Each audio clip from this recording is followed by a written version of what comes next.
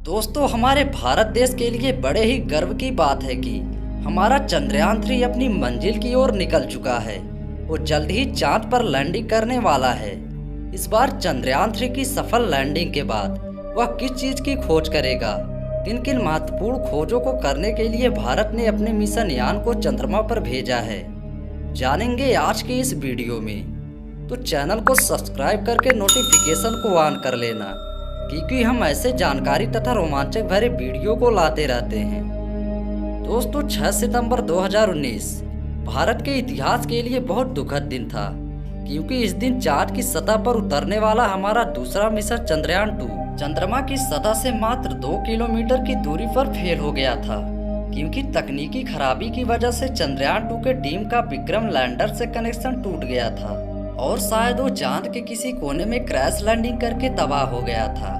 इस मिशन में न सिर्फ सरकार के करीब 978 करोड़ रुपए खर्च, बल्कि इसरो के वैज्ञानिकों के सालों मेहनत पर पानी फिर गया था, जिस वजह से पूरे देश में गम का माहौल था।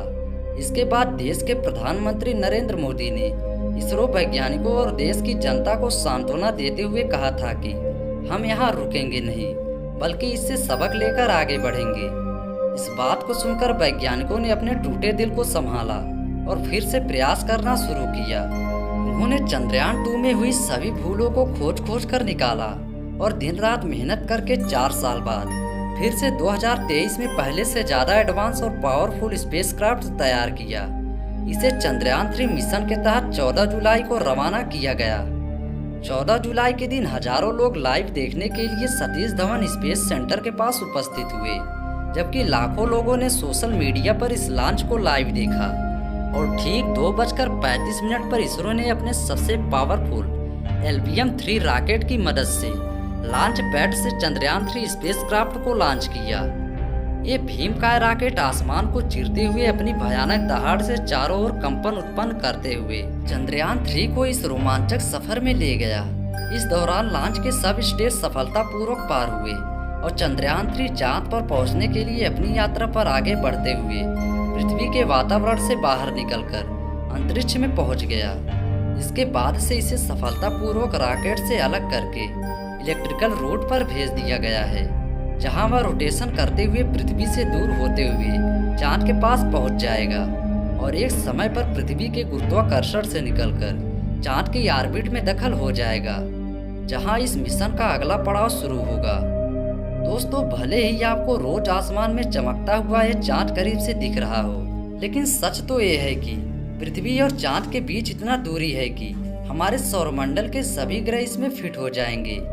और यदि सटीक आंकड़े बताए जाए तो इनके बीच की दूरी 3,84,400 किलोमीटर है और इसे लूनर ऑर्बिटर में पहुंचने में करीब 40 दिनों का समय लगेगा। इसके बाद 23 या 24 अगस्त को विक्रम लैंडर की चांद की सतह पर लैंडिंग करवाई जाएगी। दोस्तों, चांद पर पहुंचना ज्यादा मुश्किल काम नहीं है, बल्कि सॉफ्ट लैंडिंग कराना बहुत ही कठिन काम है। सॉफ्ट लैंडिंग का मतलब है कि सेफ लैंडिंग, यानी लैंड करने के बाद स्पेसक्राफ्ट बिल्कुल सेफ हो। चांद पर इस सॉफ्ट लैंडिंग को करने के प्रयास में पिछली बार चंद्रयान 2 का विक्रम लैंडर असफल रहा था और उसने चंद्रमा की सतह पर हार्ड लैंडिंग कर दी थी। हार्ड लैंडिंग यानी फेल लैंडिंग, यानी कि कोई स्पेसक्राफ्ट किसी ग्रह या उपग्रह पर तेजी से लैंडिंग करता है, जिससे सतह से टकराकर इसके क्रैश होने के चांसेस ज्यादा रहता है। दोस्तों, ज्यादातर हार्ड लैंडिंग के दौरान स्पेसक्राफ्ट से कंप्यूटर का संपर्क टूट जाता है, वह एक जगह पड़े रहते हैं।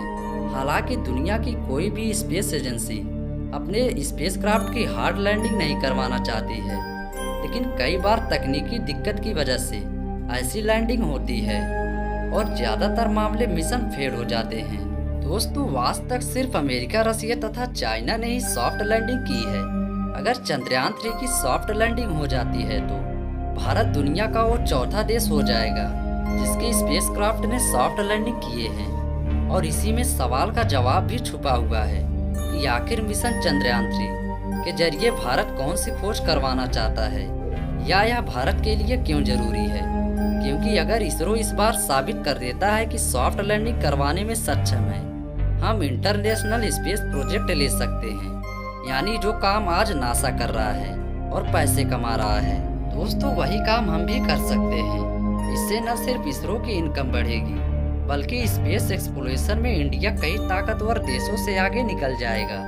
और हम सब यह बात जानते हैं कि अंतरिक्ष में चंद्रयान 3 मिशन का लक्ष्य सबसे जरूरी है।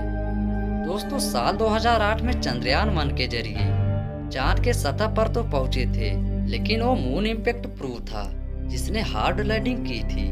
और ठीक आज से 4 साल पहले चंद्रयान 2 का मुख्य लक्ष्य सॉफ्ट लैंडिंग कराना था, लेकिन वो लक्ष्य भी फेल हो गया। अब सवाल आता है कि वैज्ञानिकों ने चंद्रयान 3 में कौन से सुधार किए जिससे पिछली बार की तरह इस बार कोई भूल नहीं होगी। आज चंद्रयान 3 स्पेसक्राफ्ट में कोई आर्बिटर नहीं है, क्योंकि इस मिशन में चंद्रयान 2 के आर्बिटर का इस्तेमाल किया जाएगा, जो पिछले 4 सालों से चंद्रमा का चक्कर लगा रहा है। इसलिए इस स्पेसक्राफ्ट में हम प्रोपल्शन मॉड्यूल इस्तेमाल कर रहे हैं। चंद्रयान 3 को मिशन तक पहुंचाएगा और लैंडर तथा रोवर को ऑर्बिट तक लेकर जाएगा, जहां पहुंचने के कुछ देर बाद चंद्रयान 3 का लैंडर विक्रम चांद के दक्षिणी ध्रुव यानी साउथ पोल में लैंडिंग करने के सफर का शुरुआत करेगा। दोस्तों, इस प्रकार हमारा चंद्रयान 3 चंद्रमा पर सॉफ्ट लैंडिंग करेगा। वीडियो यहीं पर समाप्त होती है। दोस्तों, मैं आशा करता हूं कि जानकारी आपको जरूर पसंद आई होगी। यदि हमारी वीडियो आपको अच्छी लगी हो तो वीडियो को लाइक कर चैनल को सब्सक्राइब जरूर करें। तब तक के लिए धन्यवाद।